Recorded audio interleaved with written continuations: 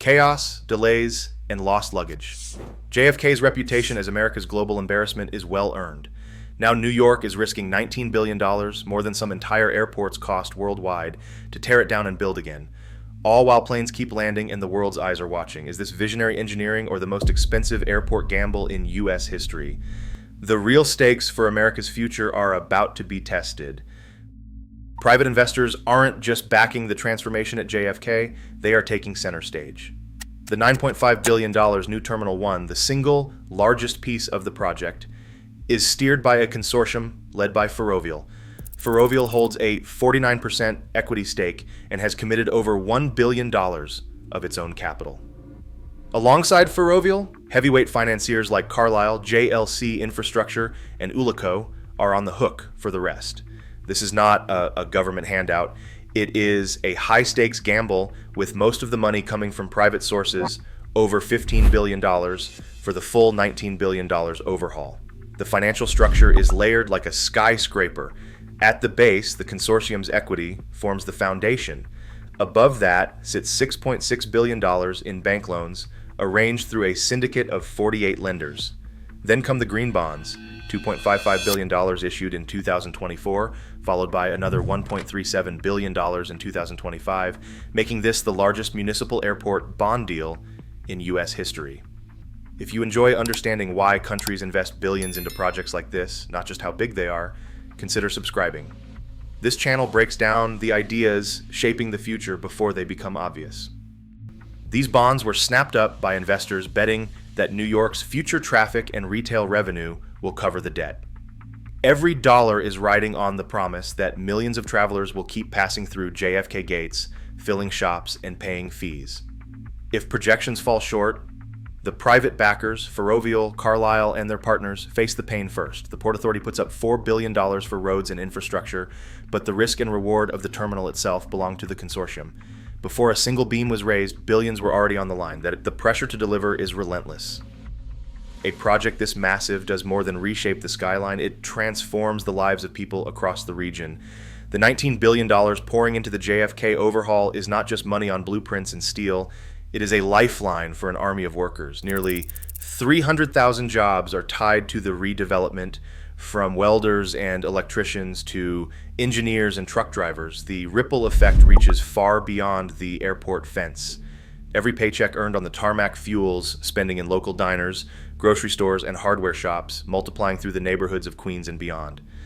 Wages generated by the project are expected to hit $16 billion over the next decade. That is not theoretical. It is real dollars in the pockets of union laborers, small business suppliers, and service workers who keep the airport running day and night.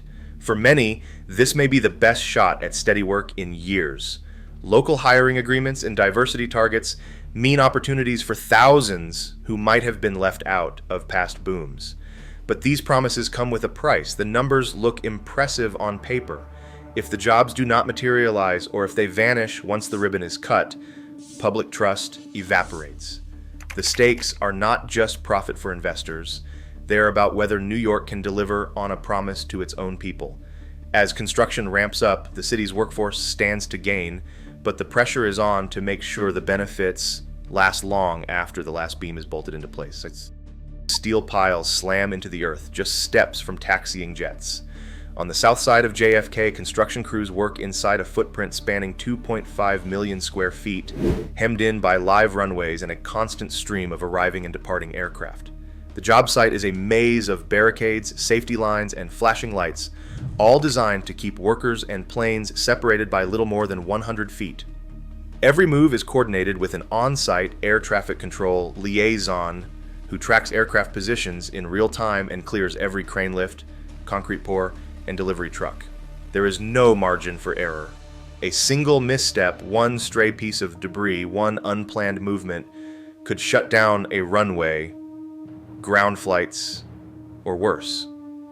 The demolition of Terminal 2 brought excavators and dust cannons within 100 feet of active taxiways. Crews recycled 60,000 cubic yards of concrete on site, crushing it into new backfill while jet engines roared in the background. More than 1,600 steel piles, each 80 feet long, are driven deep into sandy soil to support the new terminal. These piles arrive in tightly scheduled convoys, staged in partitioned zones so they never block service roads or emergency access.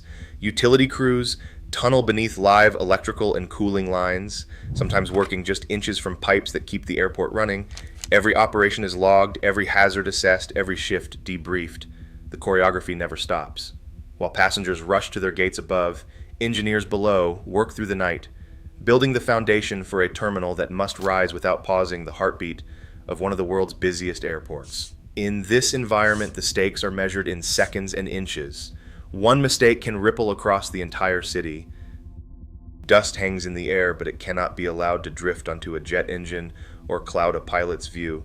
Mist cannons fire fine sprays across demolition sites, trapping particles before they escape. Every morning, site safety officers walk the perimeter, checking barriers and air monitors. They are tracking not just the risk to construction crews, but to the thousands of travelers and airline staff moving through the terminal above. With live runways less than a football field away, there is no room for improvisation. The demolition of Terminal 2 set the template. Excavators chewed through concrete while fire hoses and fabric screens shielded the work from the active taxiways. 60,000 cubic yards of rubble did not leave the site. It was crushed and reused as fill, cutting down truck traffic and keeping the project's environmental footprint in check. Every load was logged, every movement timed to avoid blocking emergency routes or service roads. Rubble never became someone else's problem. Inside the work zone, the site is divided into more than 20 steel sections and 8 mechanical, electrical, and plumbing zones. Each has its own safety protocols and shift logs. Utility crews work inches from live pipes and cables, isolating each segment before digging. Air traffic control has a direct line to the site office, clearing every crane lift and delivery. Even a single stray bolt on the tarmac can trigger a full runway sweep and delay flights across the country. This is daily discipline, not one-off heroics. Every operation, from concrete recycling to utility rerouting, is rehearsed and reviewed. Safety is not just a box to check. It is the only way to keep the airport moving while a new terminal rises out of the rubble. The countdown is relentless. By 2026, the first phase of New Terminal 1 must be open, no excuses, no extensions. Every day, agency officials and project leaders face the glare of public scrutiny. Headlines track every milestone, every hiccup, every rumor of delay. The world's eyes are on New York as the region prepares to welcome millions for global events like the World Cup. In a city famous for missed deadlines and cost overruns, the pressure is suffocating. LaGuardia's $1 billion overrun is still fresh in memory, and the stakes at JFK are even higher.